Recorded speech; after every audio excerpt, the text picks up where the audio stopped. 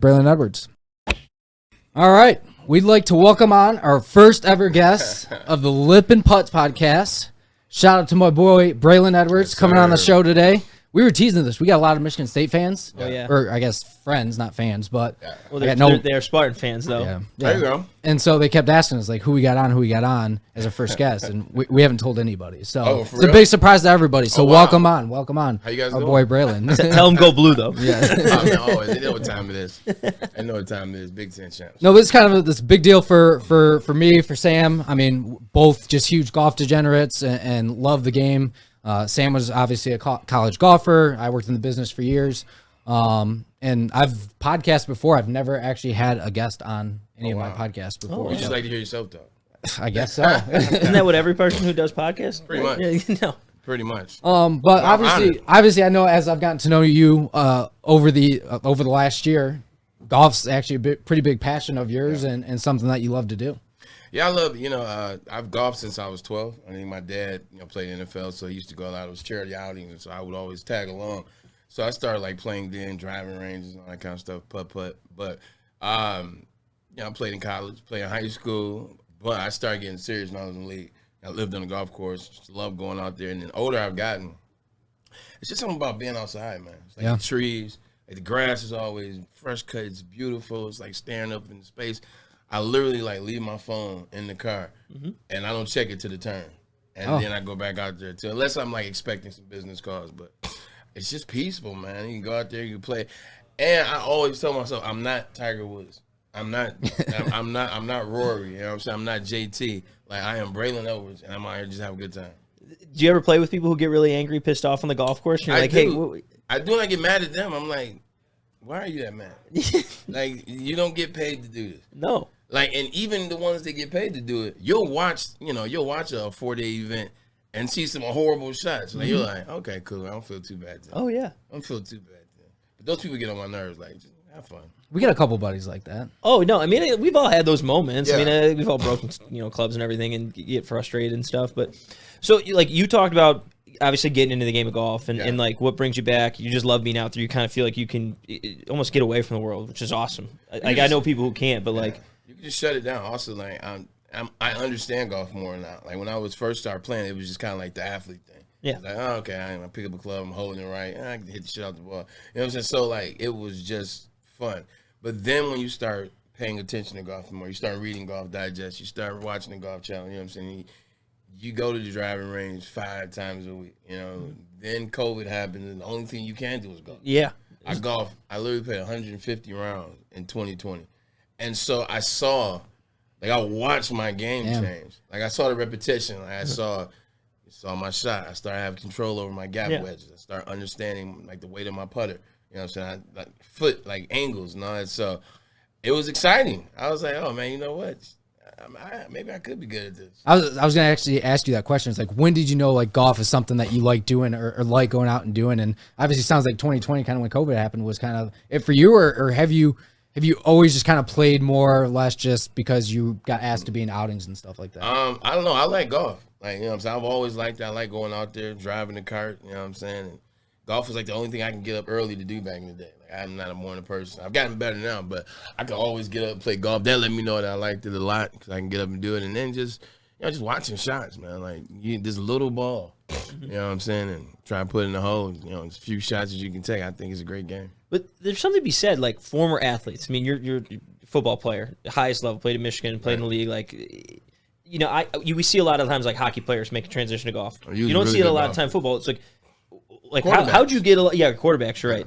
How'd you begin to develop that skill set, and was it just, hey, this is just a ton of fun, I'm enjoying it, and the more you're playing, you're getting better at it, or was there things you did? I just like playing everything. Yeah. I'm just one of those guys, I like ping pong, golf, pool, bowl. I mean, just competitive. It's a guy's guy right there. Gotta have some juice, So that's right. So that's who I am. But I think with golf is just such a sexy sport, man. Just from the standpoint of the clothes, I love, there's nothing better than golf attire. It's expensive as hell, but it's nothing like golf attire. I mean, the shoes, you see the Jordans and the golf balls, and whenever you get something new for your golf bag or for your, whatever you have, you're excited. You get a new driver, you get some new irons, you know what I'm saying? You get some new shoes, you get a new bag, you know what I'm saying? You get new things, you get a new 60 degree or 48 degree. So it's fun. Like every time I go into a clubhouse, it's like walking like to a candy store. It's like, oh man, what am I buy today? It's just expensive though. Brother, and you'll laugh. I got excited because I got like a new golf speaker, like an accessory and that stuff. Like not even like you can do balls, like it's just all that stuff. But like a lot of what we're doing, obviously related to Detroit, Michigan, everything like that. And we don't want to make it all about that, but where have you spent a lot of your time golfing around the state, and where's some of your favorite places to go typically? Ann Arbor. It makes sense. I wonder why. But yeah, I spent a lot of time in Ann Arbor, and then I moved back there. I was dating a girl in 2020, 2021, so I was living in Ann Arbor. So I played Barton a lot, Stonebridge a lot. I was a member at Radrick. Eagle Crest right down the street, you know what I'm saying, off 94.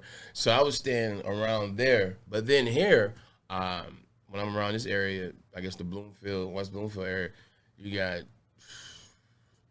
Red Run? Red Run, yep. You got Red Run. Ronnie's a member over there, Illich, so I got there with him. Orchard Lake is nice. Plum Hollow randomly.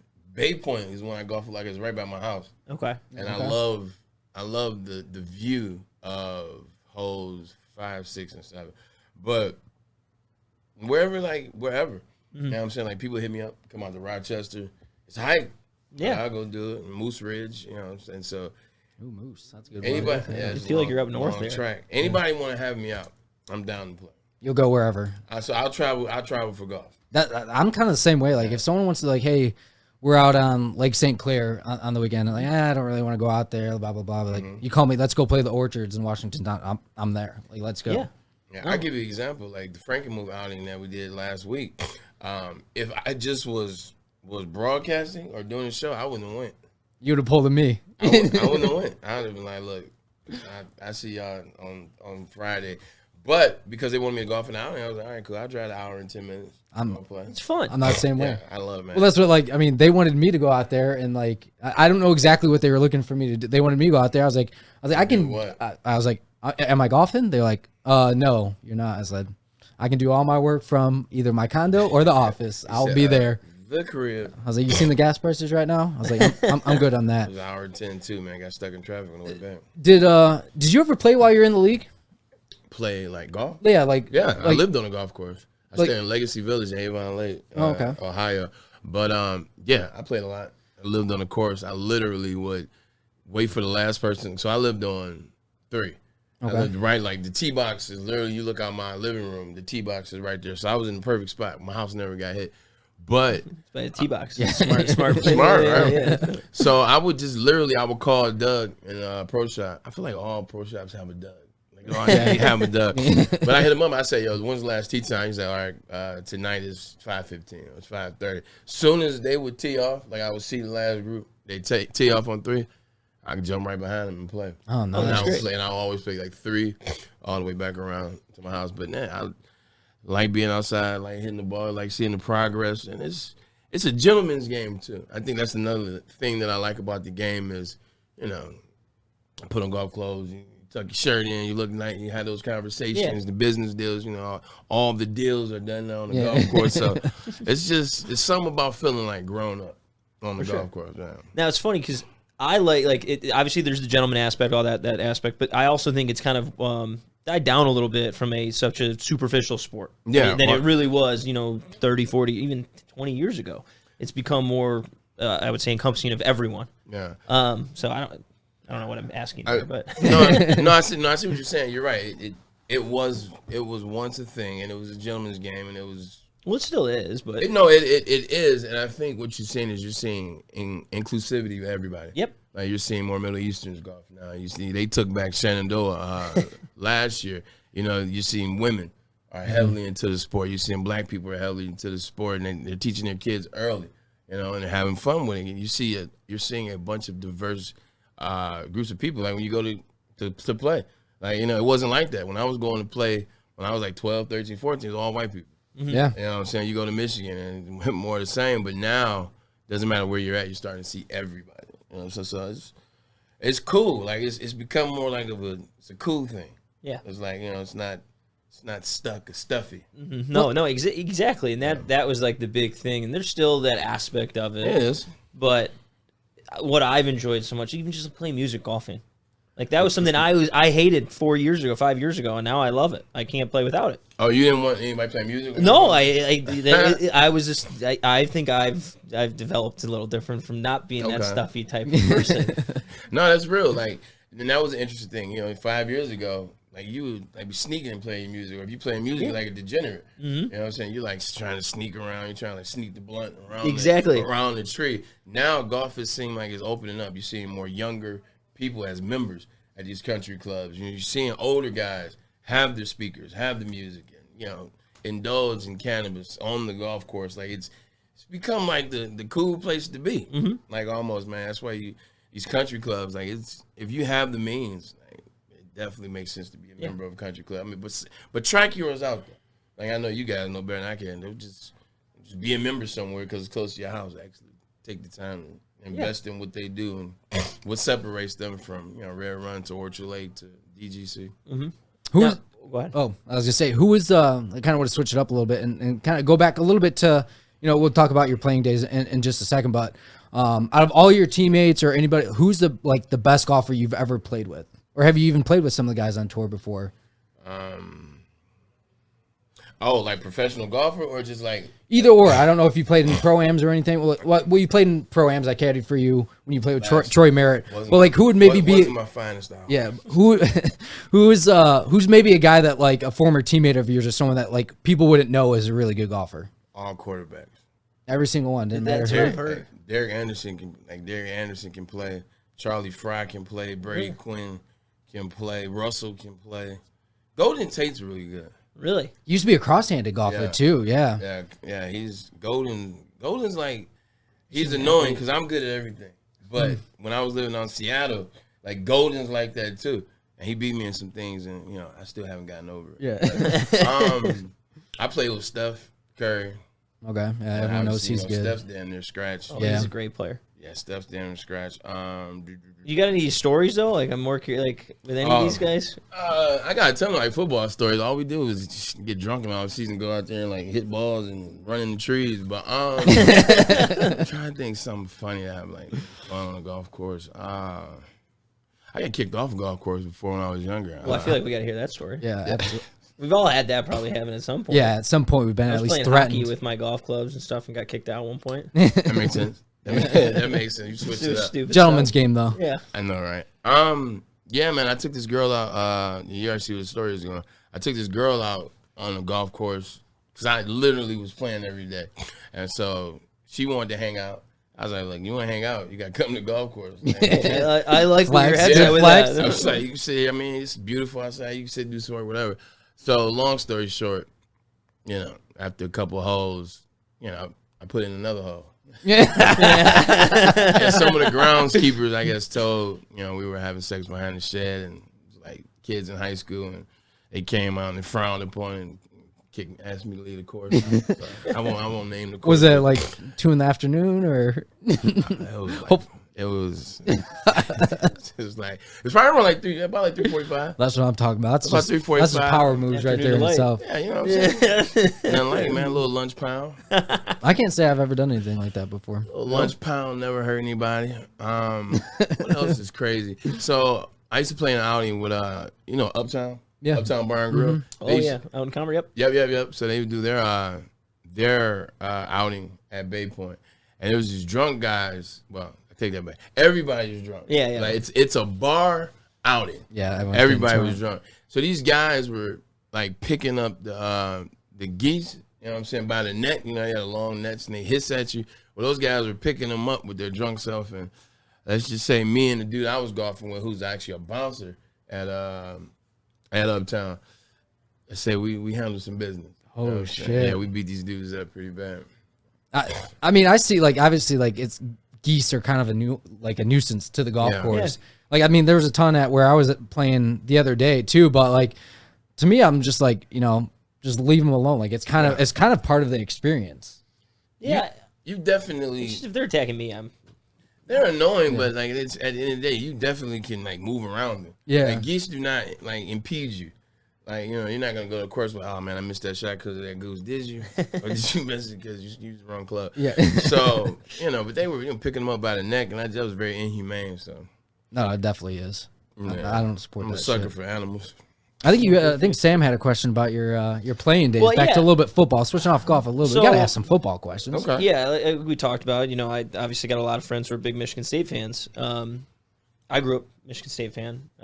I support both sides. You know, Okay. I'm a guy who didn't go, so I'm one of those people, which is probably like the worst. Whichever team wins. Yeah, no. I choose right before. But I had a curious. I just want to know, 2004 against Michigan State. What happened during that game? You know, obviously you guys were down going in fourth quarter, but you got a pretty good fourth quarter overtime, right? So, you know, people always ask about this game, and it's funny now. I'm like, I tell the truth. Is they manned Jaren Hayes up, who's a defensive back that covered me the majority of the game. They manned him up on me the whole game. So everybody's like, oh, man, you turned it on in the fourth quarter and in overtime. They were playing the same coverage from the start of the game to the end of overtime, playing man-to-man with Jaren Hayes. Now, with that being said, Jaren Hayes was the starting running back for Michigan State the year before. Jaren Hayes had the most rushing yards for Michigan State the year before, so the 03 season. Yeah. So when we were going into the game, I told Leffler, that's our offensive coordinator, I'm like, man, you know, Jaren Hayes was running back last year. I'm like, you know, I'm the number one wide out in the country. Yeah. Like, sometimes I think coaches, let me not say think, coaches overthink a lot of simplistic shit. Like, you got the best wide receiver in the country. You got two other really good wide receivers in Jason Steve Breston. You got the second best freshman running back in Mike Hart, and he was only second because Adrian Peterson was in his class and had 1,900 as a freshman. I think Mike had 1,460. But just throw the ball. Like, just throw me the ball. Like, if I was an offensive coordinator and I had Calvin Johnson on my team, I'm throwing him 8 jump balls a game. I don't care. Like, you gonna get some wear and tear on those knees, like messing with me as an offensive coordinator. I'm throwing you 8 jump balls because he's gonna catch 5. You get 2 pass interference, and the DB's gonna defense 1. You know what I'm saying? So going back to the game, they played man-to-man coverage the whole game, man. We didn't expose it. I think I had some catches in the first half, but we just couldn't get it going. The Stanton gets hurt right before the half. You know, third quarter, they score, they go up. Now, 7 minutes left in the fourth. Oh, let me take you back. I fumbled in the people. No one remembers that. I'm glad. That's how you finish. Yeah, I fumbled right when the fourth quarter started, and when I fumbled in their territory too. Like, I think we got a field goal out of it, so defense held him. It was a good stop. Shout out. But I was nervous, man. I was like, damn, because I just felt that the energy of the game was going towards Michigan State. I'm like, we got to do something. And then I tried to do too much. I fumbled. So I was like, I have to make up for that fumble. And this is my last game. It's the last time I'm playing Michigan State. This is my second to last game at the Big House. Yeah. So we played Northwestern after that, and then it was my last one. I'm like, I cannot lose to these motherfuckers my senior year. Oh, yeah. At the Big House. Because, you know, like, if that happens, I can never get that moment back. Yeah. I will be thinking about that to this day. So I think I took that mindset, and what happened was we threw a bomb. Chad threw me a bomb about 47 yards, and I caught it and went down. When Lloyd saw that, and when Leffler saw that, they then realized, like, oh, wait, he is the number 1 wide receiver in the country. So then we started throwing the ball, started throwing some jump balls, and, you know, the rest is history. But it didn't have to go that way, is what I always say nowadays. They could have been throwing me jump balls at the beginning of the game, and we made it happen. But it was a fun night. Oh, yeah. I'm sure it was It good definitely was a fun night. It was Got kicked off a couple golf courses that night. that night was nuts because Ann Arbor is not one of those towns that caters to athletes. Really? The Ann Arbor is not Blake Corum, whatever you need, and, you know, we won't tell anybody we saw that and blah blah blah. No, Michigan's not like that because most of the cops up there come from East Lansing, because I think that's where the school is. Yeah. That's where the cop school's at, is in Lansing. So most of their cops come from up there. They're like state guys anyway. But Ann Arbor's straight laced. I've been to countless other like college campuses with since I left with like some of my teammates. Like I went to LSU with Marcus Spears. I went to O State with Troy Smith and Ted Ginn, and I went to Notre Dame with Brady. They get different type of loves at these schools. Like Texas, like the stuff that they can do, like it's illegal. But now it's not. But I was in the car, Troy Smith, right? I was down there helping him do. Keywan Ratliff was the DB for the Cincinnati Bengals at the time. He was doing a camp there. He's from Columbus. Went to Florida though. That's interesting. But I'm in the car with Troy, and we're going to an area. I guess that's like what would it be like? Partridge Creek. Okay. It's like Partridge Creek. Yeah. So we're in the car, and he's smoking. And he's not smoking cigarettes. So he's just blowing trees, and I didn't smoke back then. So I'm like, all right, whatever. Cop pulls us over. Like, you know what I'm saying? Boy, he didn't put the blunt out. Oh, he just let it go. Like and this white cop, too. I was scared as hell. I'm like, Troy, what you doing, man? You just got drafted. You just won the Heisman. I'm like, I put that out. What you doing? Cop came up to him, showed him love. They was exchanging conversation about some girl or whatever. I don't know. I was like, this dude smoking weed in front of the cop. Like, I wish I would have tried that shit in Ann Arbor back in 01, 02, 03. Penn State, like you name it, they get love. Ann Arbor's just, it's like, yeah, you know what I'm saying? Mm-hmm. Whatever. But with that being said, that night, they took a break from the straight lace and all the cool stuff. Cops was cool that night, man. Really? They let you have your moment, which is pretty cool. Did you ever think the catch was going to be as significant, like so many years later as it is now? Because like for me, I grew up in where my family, supported Michigan. We're Michigan fans. I root for State now, right? Just because of experiences I've had. But I remember like I know, unbelievable. How could you switch like that? That catch is still, I remember it is one of like the first football moments that I remember like growing up that I can literally think back, like what's your biggest like football, like that catch is something I'll remember forever. Did you think it would have that much significant in the moment when you made it? No, I didn't. I actually didn't think that game was going to be that big a deal. I mean, I thought it would be one for the rivalry. You know what I'm saying? We got to win, and we actually won the Big Ten Conference, or the Big Ten Championship that year because we came back and beat them. But with that being said, no, I didn't think that the catch or the touchdowns, I just, it's just a game. It's what I'm supposed to do. Yeah. It's the skill level I have, so I got to put it on display. I didn't realize it was that big a deal until I moved back here. Okay. So now I'm done playing in the NFL because the catch was October 2004, right? Oh, why is my phone blowing up? The catch was October 2004, and let's make sure everything is good. Like whenever you get like a text from like your sister, and then you get a call, then you get a call from two moms. My stepmom and my mom called me. I was like, everything cool? All right, so honorable guy right there. Yeah, no, family first. Especially my sister's pregnant, so like every text is like, time to go. So October 2004, and then I moved back after my career is over. I moved back in July of 2014. I moved back. And just like clockwork, as soon as I got back home, man, every time people see me, whether it's Myers, whether it's a restaurant, whether it's movement, whether it's the movie theater, whether it's Woodward Sports, like they always talk about that game. Mm-hmm. They tell I what I've gotten to do with it. I love the stories now, because you excuse me, damn chips. When people tell me their stories, they tell me where they were, what happened. Police got called. I broke up with my girlfriend. I missed the wedding. I was arrested. Like, I've heard so many great stories. Like the worst ones, and obviously people got arrested or broke up with their girls or their wives. But I just love hearing the stories, man. They're always fun. But no, I didn't know it was gonna be that big. But people let me know when I move back. No, it's a big milestone in everyone's personal history, and they always associate it with something, which is it's awesome to think about. So, I guess we'll get you out of here soon because I know you're pretty busy, man.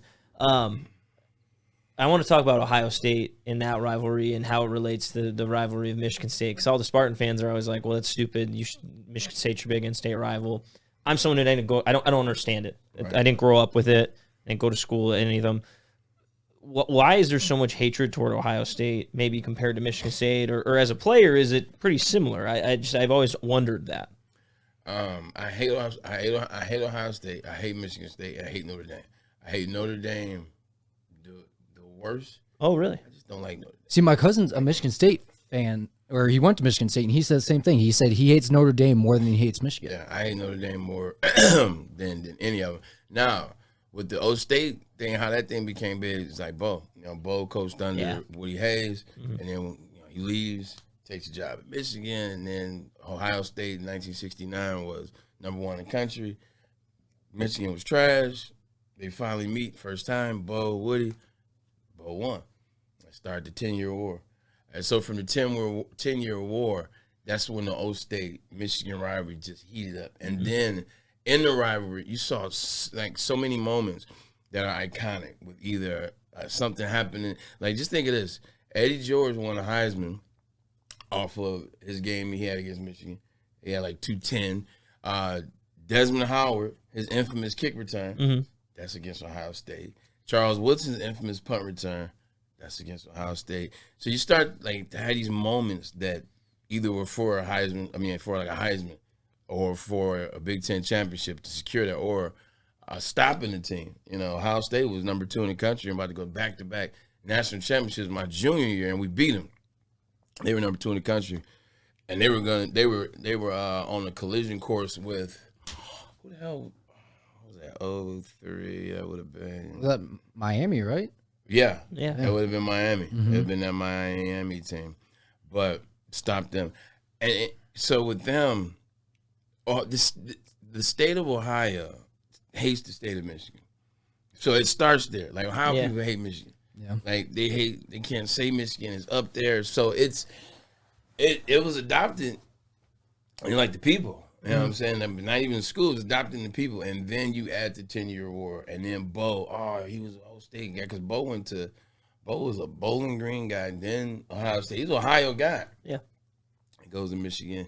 That starts. You have all the moments that come out of it. And you just hate him. Mm-hmm. Did the game feel different than the Michigan State game? Obviously the game. It's the last game of the season and everything, but like there was a much larger magnitude. It sounds like to it. And I don't want to slight Michigan State. Hey, little brother. They were when I was in school. I don't want to slight Michigan State. It's just it's something about playing Ohio State. You know what I'm saying? And then when I was in school, typically, like you said, it's the last game of the year. The scene is usually set. You know what I'm saying? So usually the winner of this game is going to win the Big Ten championship or go to the national championship. So you feel that energy. Yeah. Like, as soon as you get out there in pregame, like in warm-ups, and you start hearing the fans and you see these obnoxious, like, lunatics, you feel that. Michigan State, this game's in, like, October. It's all right, it's daytime. Like, it's just, it doesn't have that same feel. Yeah. It doesn't have that same feel. It's a very physical game. They always come to play. It's a physical game. I'm talking about Michigan State. It's a physical game. It's a damn good. It's arguably the best in-state rivalry in the country, or it could be, maybe behind Alabama and Auburn. But the Iron Bowl. Yep. But with that being said, you just feel that Ohio State game. Like, even now as a player, as a former player. Like, when I was at the Michigan Ohio State, I was ready to go out there and play. Yeah, like the atmosphere. Obviously there's a lot on the line last year too, but Michigan State game.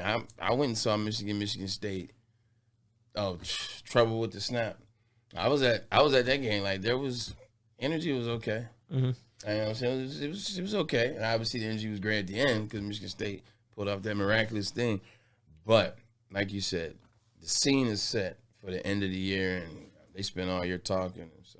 Do you ever try to translate, and this is kind of spin it back to golf, do you ever try to translate that energy, like of those feelings? Do you ever like look for that in golf, or is golf just all more or less relaxation for you now? Like, do you have any interest in playing in like tournaments or outings or anything like that? Do you look for that competitiveness still And I mean, that's kind of how I looked at it after I got out of high school. I didn't play organized sports anymore, so I was like, golf's kind of it for me, and I kind of like that's where I look for like the drive of like being competitive, and I think that's why it's led me to where I'm at now. Yeah, no, I definitely, because it's not like a Saturday morning or a Sunday and you go out there and you just hit a shot. Like, you just hit a shot. Like, you know what I'm saying? If you're 172 out, you put a ball 9 feet from the pin, or, you know, you drive a dogleg left and you play your slice to perfection, or, you know, you read a putt right.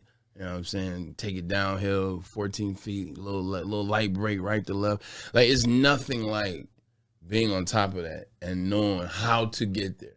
Like, that's the one thing I love about golf is when I have success, you know, whether it's a good drive, whether it's a good chip, whether it's whatever shot it is, I now take pride, and I take pride because I know how that shot happened. Yeah. I know how I was able to read that putt. I know why my chip was 2 feet from the pin. Like, I know what I'm doing with my feet. You know what I'm saying? I know. So that's the thing I'm excited about now with golf is it's not me just being like athletic and going out there and hit a couple good shots and not knowing how the hell I hit those couple good shots. It's actually going out there, doing the homework, doing the leg work, and looking good and feeling good. Like Deion said, look good, feel good, play good. I love it. That's a good way to finish on. But hey, Braylon, we appreciate you coming on the first episode of First Lippin one Putts. out the gate, First man. one, baby. Oh, yeah. So we appreciate you guys. My guy, man. Yeah, absolutely. Sam, Great meeting you, my man. No, but we appreciate it. We got to get out and golf at some point this summer, too. I'm ready, man. I'm trying to get Lisa out for 2 months now. Yeah, our schedules keep conflicting with He be running from me, man. Oh, yeah, he is. He is. Trust me. He does that a lot. Running. Yeah, Cool. I'll be gone next 2 weekends. The other thing, like, see, with the week, it's like it's right in the middle of the day, like our show. So we're 2 to 4. I usually get here around 12:30 lately. So I either got to go 7 a.m., 8 a.m., get around in the morning, or play like now. Yeah. Like a 4:45, 5 twilight. Yeah, and then everyone's trying to do that. You got leagues and stuff on the weekdays, so exactly makes it a little bit tough. No, I feel that. I guess one last question. I think this might be something we do with all our guests. What's your dream foursome, and at what golf course? You pick any 3 people with you, and you can go anywhere in the world. Oh, that's pretty easy. Michael, Tiger, and I think that's most people's, but I mean, Michael, Tiger, probably my dad. I figured. I had a feeling that what it would be. I wasn't sure about the Michael Jordan in there. I wasn't sure if that would be the fourth, but I had a feeling Tiger. Yeah. I knew Stan would be in there. No doubt about that. Where would you play? Masters, Augusta, or somewhere else? If I'm being honest, and I've played it already. I told you I played this when I met you last year. Probably Pebble. Pebble. That's fair. I think awesome. that's I played Nicholas's Pebble. favorite course. I played Pebble last year, and then we ate on 18. It's breathtaking. Yeah. Like, and I understand that Augusta's the nicest golf course. Like, the landscape is out of this world. What they put into, the grass and the greens and trees and all that. I get it, but it ain't nothing like looking over that cliff. No, it's nothing like looking over that cliff at Pebble Beach. The breeze is perfect. It just feels like heaven. Yeah. Yeah, that's fair. Like, if I were to describe what I think heaven could look like, it looks like 18. Yeah. I haven't played it yet, Pebble. but I'm looking forward to it. So, Yeah. Thanks again, Braylon. Obviously, no problem, we appreciate you, and we'll make you try to make you the first reoccurring guest at some time too. Let me So, know, man. Have big moments. I come on, man. Talk about Will Smith slap, stuff like that. I can be the field reporter. Love it.